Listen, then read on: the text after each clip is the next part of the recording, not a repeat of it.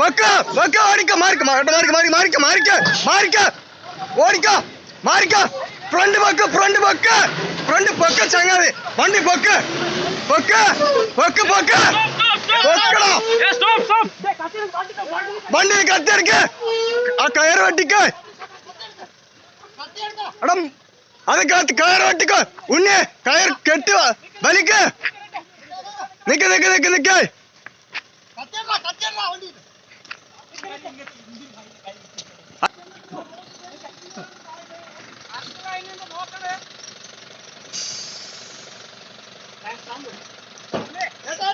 സാമേട്ടാ അത് പൊക്ക് പൊക്ക് വണ്ടി ഫ്രണ്ട് കുറച്ച് ഫ്രണ്ട് കേട്ടോ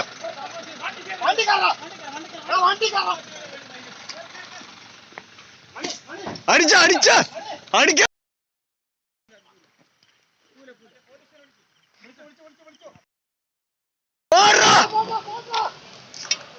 വീഡിയോ എടുത്ത പണി 2-3 വീഡിയോ ഗ്രൂപ്പിലിടാം നാളെ. അയ്യോ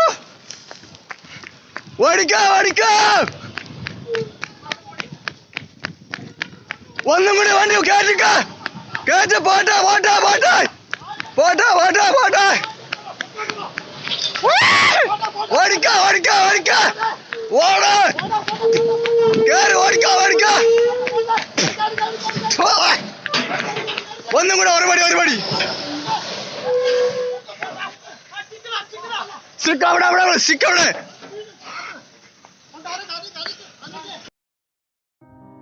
മണ്ണാർക്കാട് പേര് സൂചിപ്പിക്കും പോലെ ഭൂമിശാസ്ത്രപരമായി ഒട്ടേറെ സവിശേഷതകളുള്ള നാട്. മണ്ണ് കൃഷിക്ക് വളക്കൂറുള്ളത്.